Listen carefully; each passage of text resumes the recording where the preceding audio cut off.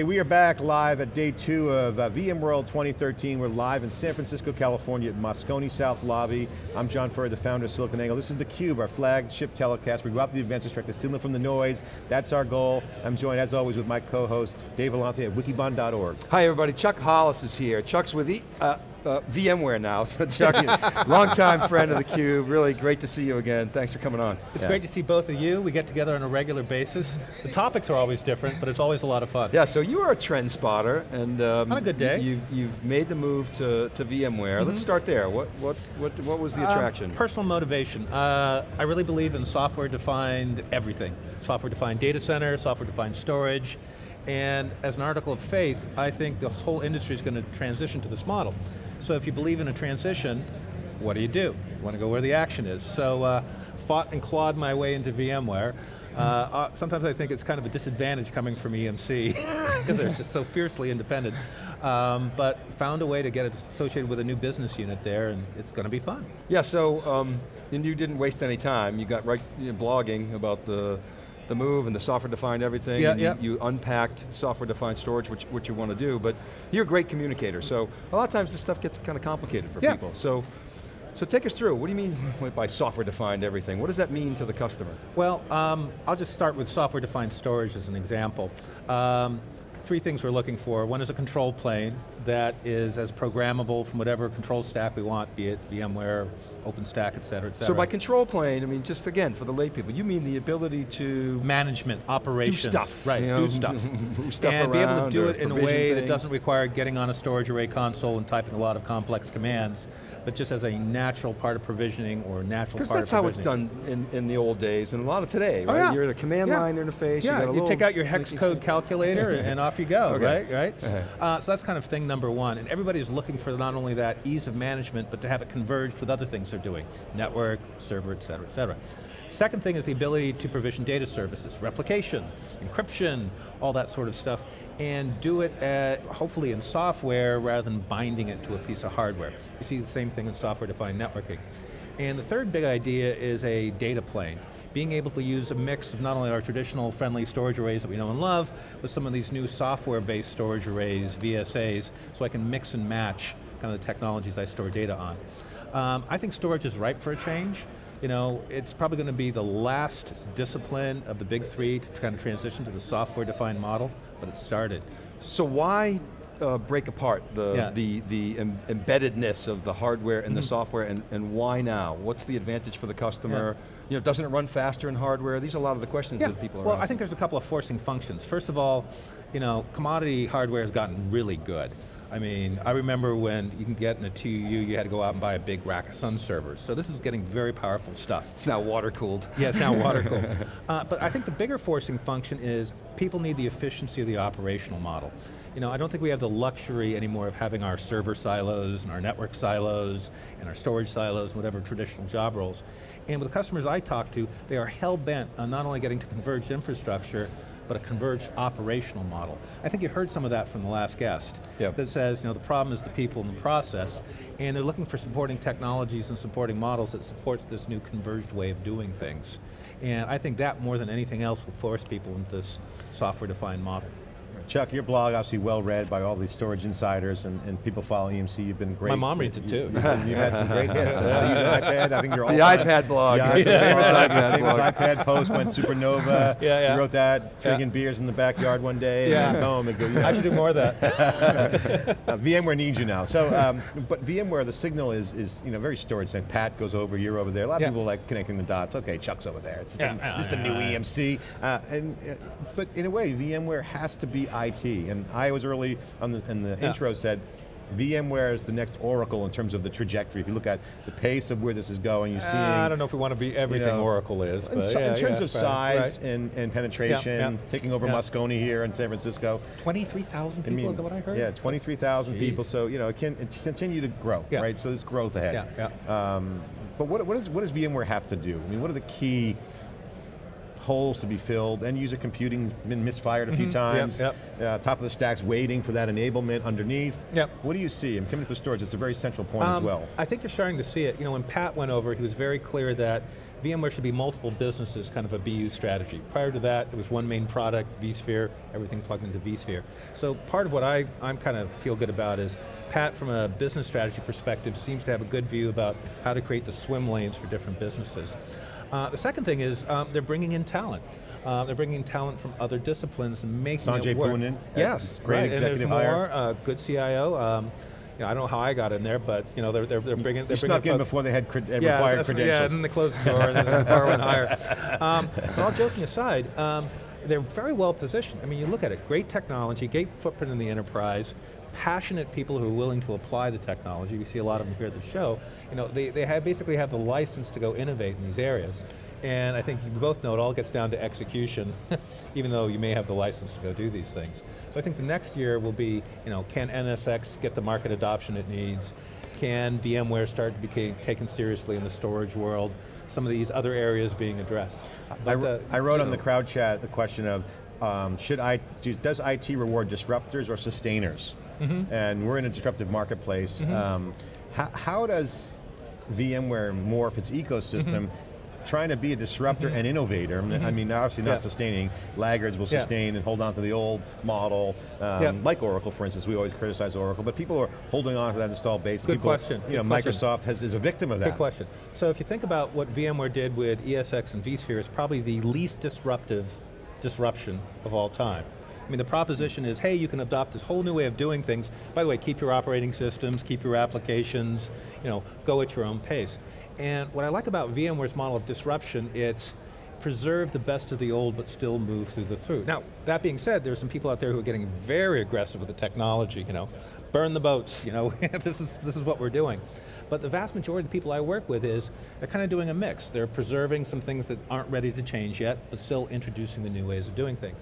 And it's my hope, and I think I'm seeing this in the product strategy, they can do that same style of non-disruptive disruption for both networking and storage and availability and some of the other disciplines. Chuck, in your opinion, can that IT guys want to get from point A to point B without that disruption? You make a great point. It's the part of why VMware... Can't start over again. We'd love to, but it's just not going to happen. So can VMware replicate that dynamic in storage and networking in particular?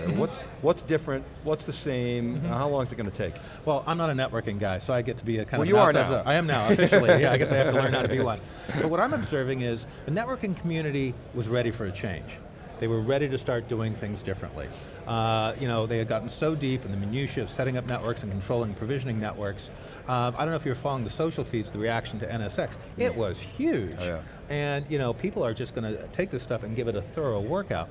And I saw the partner community that they were announcing up there, pretty big. One name was missing, but but everybody else together was pretty good. We talked about that yesterday. Yeah, we did talk about that yesterday. I would have talked about it too. But all positioning aside, people are ready for a change. My belief is that the storage guys are ready for a change as well. Anybody who's lived in the world of storage administration, storage architecture, yeah, it's great, technology, et cetera, but you start yearning for a simpler way of doing things. And without that appetite, I don't think the technology really matters. So there's a people and process imperative, you're saying. Right. But even the professionals, the guys who direct the careers to these disciplines, they are interested in looking at new ways of doing things. So I'll give you an example. Yesterday, VMware announced vSAN, which is a non-array storage array. And if you're a storage traditionalist, you might be tempted to say, oh my God, where are the LUNs, where are the fiber channel ports, how can you call this What am I going to do? What am I going to do? But I've been involved in a lot of the early customer interactions around this, and they're intrigued. There's some important new ideas in there, and they're going to give it a shot. Now, I think, the over and under is, will it actually catch, and will this become a major new style of storage in the industry?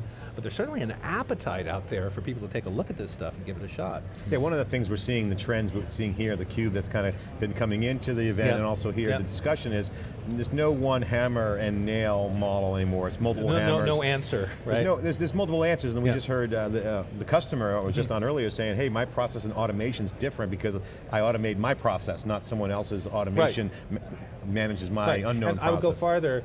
he would probably see over time that's his secret sauce. I've got a better way of figuring out business problems and automating and improving them. Monolithic solutions aren't flying, right? Nope, so if you want an appliance, nope. great, you can have an appliance. If you want an appliance with some more software, you can buy that. So people want specific, broken down menu of services. Give me a manifest, have it your way, if you will. Forget this gold, silver, bronze thing. Let me tell you what I want. I want 9 copies of my data. I want compliance in Switzerland. Just going down the manifest. I want POSIX compliance. I want to do blah, some blah, public blah, blah, cloud. Boom, boom, boom, done. Give me, right? Give me.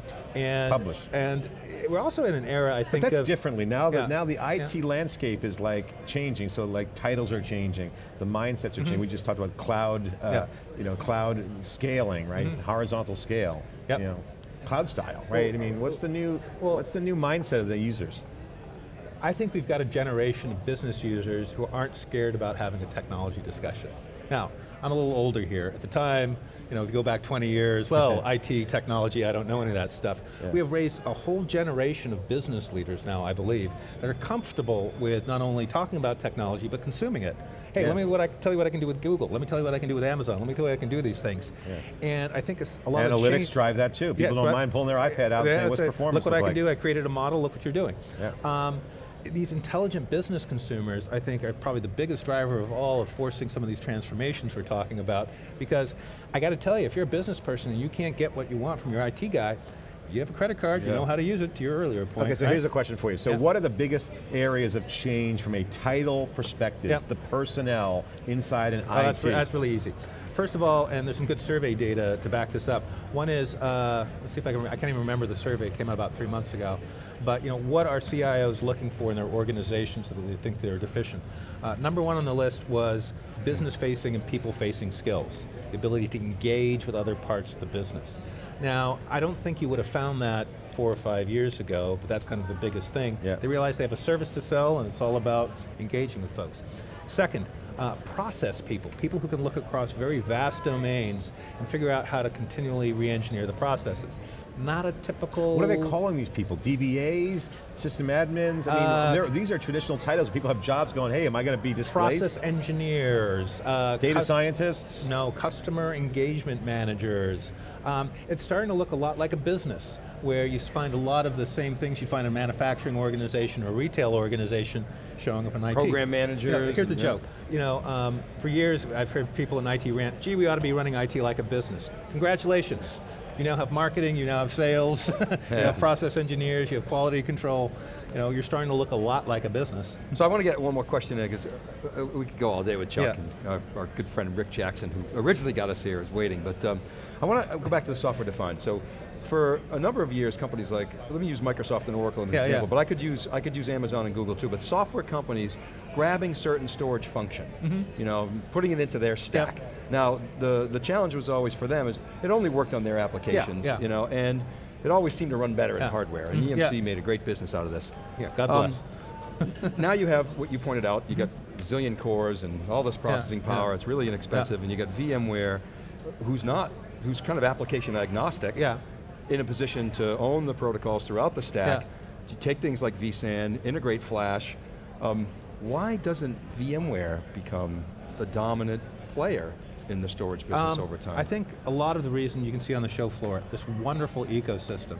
If you think about it, the very best storage technology today shows up on the VMware platform. Be that software defined, a physical array. I mean, if you want to do some of the wildest, craziest things with storage today, it's in the VMware ecosystem. And I think the opportunity going ahead on both the networking and the storage front is to do a little bit of both.